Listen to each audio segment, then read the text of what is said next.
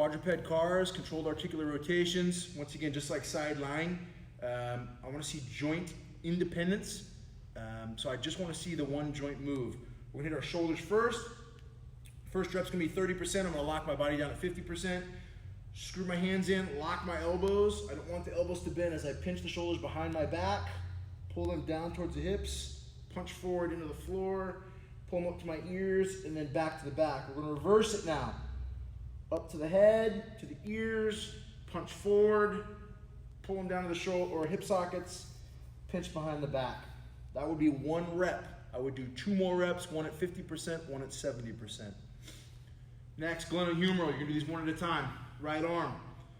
Lock my body down at 50%, move at 30, pull the bicep to the ear, rotate my elbow towards the ceiling, reach, rotate, trying to stay as square as possible, as much rotation as possible, palms be facing away from the hip, back up into extension as high as I can go. Once I hit in range, rotate my thumb, pull the arm back around. Once again, 2 more reps, one at 50%, one at 70%. Spinal segmentation. Screw the palms in, knees should be under the hips. I'm going to start with my butt. I'm going to slowly start to squeeze my cheeks and tuck my tail and round into the low back. I keep tucking till I get to my mid back. And then my chest collapses. I round my upper back and pull my chin into my chest.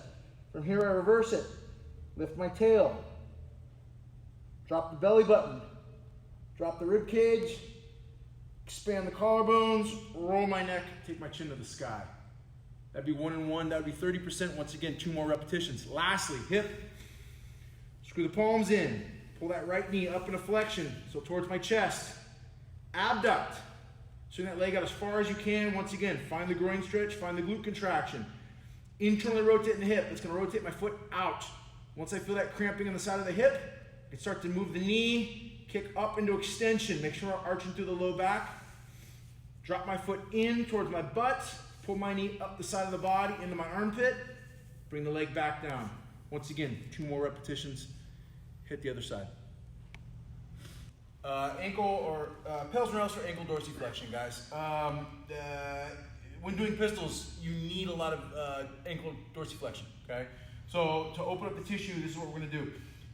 Get into a dorsiflex position. Make sure the arch isn't collapsed. So I want to try to drive my knee slightly out. I'm going to keep the heel down, toes are forward. I like to grab my shin. From here, I'd start my timer.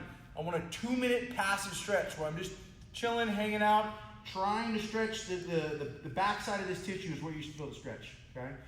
Once I've done my 2 minutes, I want to pales contract. So what that means is this. Moving from the ankle, I want to gas pedal my foot through the ground. I'm going to push with my toes, drive to the ground, roughly 50%, okay? Ramp it up nice and slow and then hold for 15 seconds at 50% contraction. Once I'm done there, I'm going to relax for a second. I'm going to pull with what they call their aggressive tissue. This is my rails contraction. My shin's going to contract. My toes are going to pull up. I'm going to be pulling about 30% for 15 seconds. I then chill out for a second, maybe even rock a little bit, try to see if I can get to a new in range, which I should be able to do. Maybe not a lot, 1 degree. Next, I do another pales contraction. Once again, gas pedal through the floor. Ramp it up to about 80% this time. Push as hard as you can at 80 for 15 seconds. And then lastly, I do 1 more rails contraction. Pull with the front of the shin, pull with the toes, and try to hold that about 50% for 15 seconds. Both feet, done.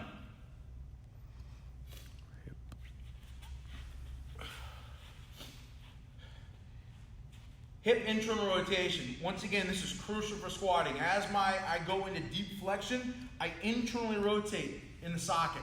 So I need to make sure I have that range of motion established. Probably the easiest way to do this is to assess your range of motion.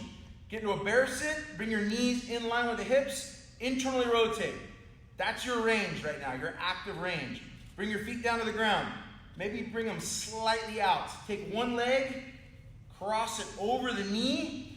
Make sure we've got a good 90-degree angle in this knee. And now I'm going to chill out for 2 minutes, trying to drop this knee closer to the ground while keeping this right cheek on the ground. I do my 2-minute passive stretch, okay? Now I go into pales. The progressive angle is all this tissue that's being stretched. So what I'm going to do is try to push my foot through the floor, this down leg. Down leg drives into the ground, roughly 50% for the first 15 seconds, okay? Next, I want to rails contract. So I'm gonna pull my knee closer to the floor. I can tease the stretch with this foot. So as I actively pull, I'm also gonna push a little bit with that top leg and try to get that knee lower to the ground while once again keeping this cheek on the ground. I chill out for a hot second, see if the knee drops a little bit lower. Ideally it should. And now I do one more pales contraction. I ramp it up to about 80% contraction, pushing into the ground with that outside leg.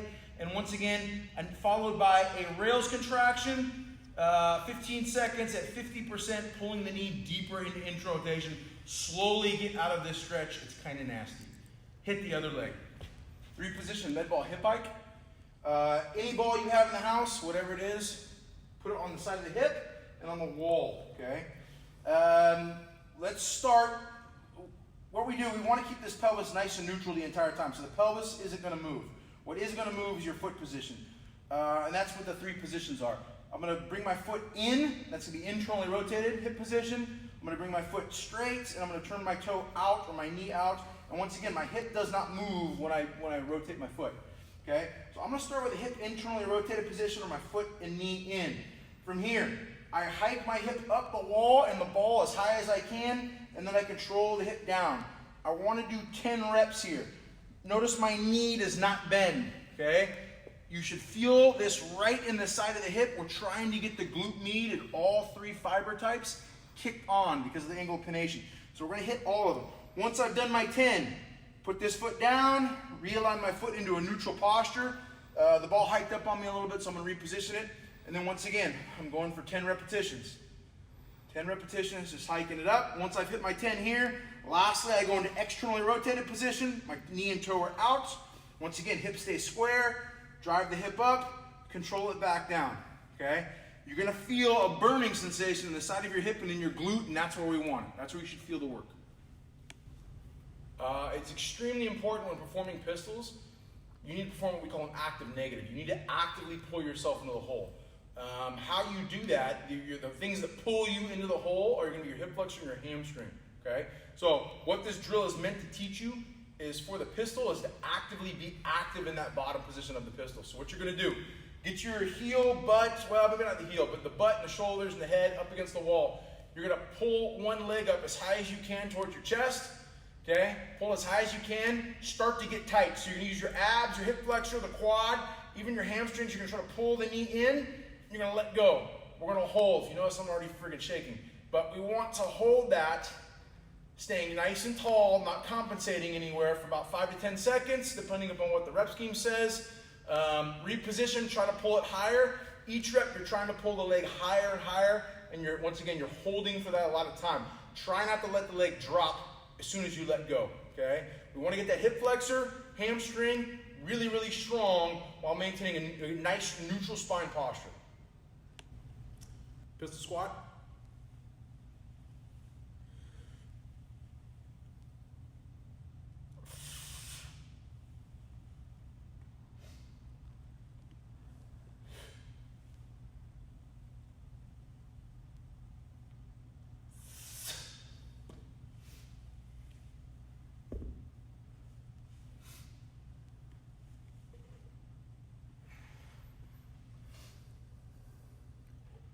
Possible variation, if you have adequate range of motion in the ankles and the hips, but maybe you need a little bit more stability or just kind of motor control, okay?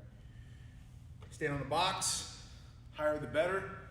Work on controlling down to the floor, dowel, broomstick, whatever you need as need be, control down. Try to work on coming up out of the hole, okay? Go to your depth that you have range availability. Make sure the heel does not come up and you don't roll forward into the toes and into the knee, okay? If you're lacking a lot of range of motion in the ankle, the knee's not going to track forward well. Coming off of a seated posture is probably the next range for you. Once again, grip the ground with the toes. Get the knee as far forward as you can handle, keeping the heel down. crunch and drive, and then work on good motor control, controlling all the way back down to the box, nice and smooth. Do not collapse at that bottom position. If you're collapsing, elevate the chair somehow, elevate the couch, whatever you're sitting on, and try to control to that range. As you get good there, then start to lower the range.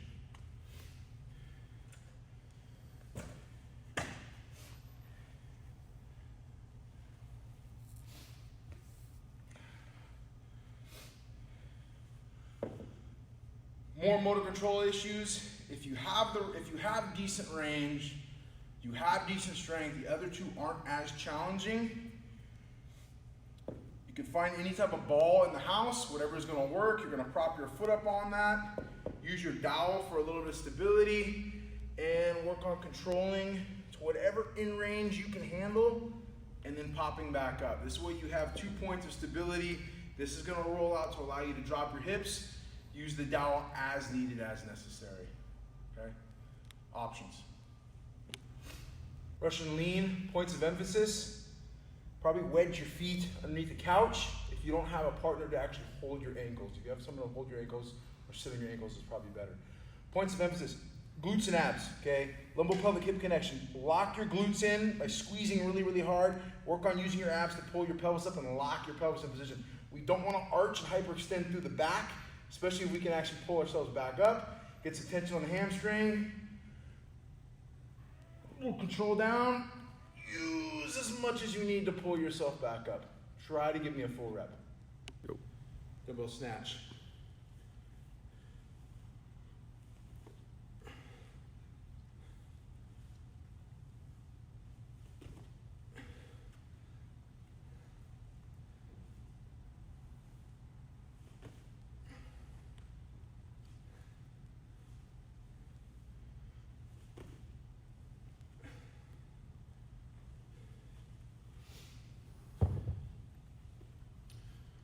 Kettlebell snatch.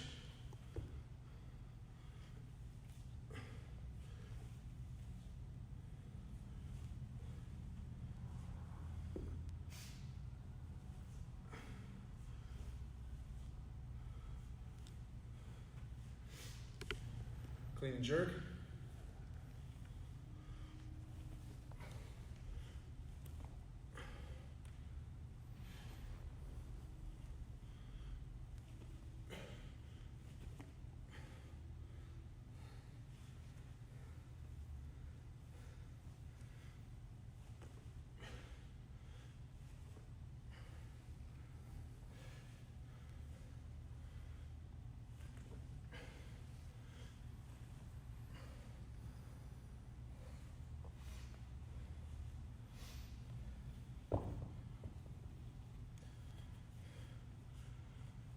Kettlebell.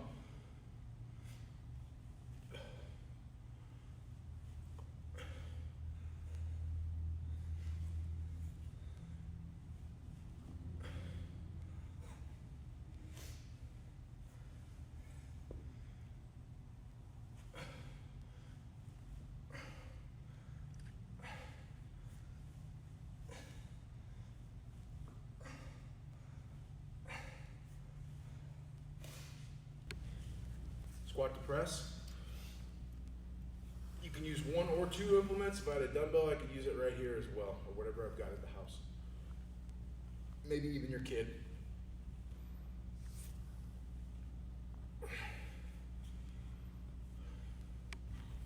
Push up.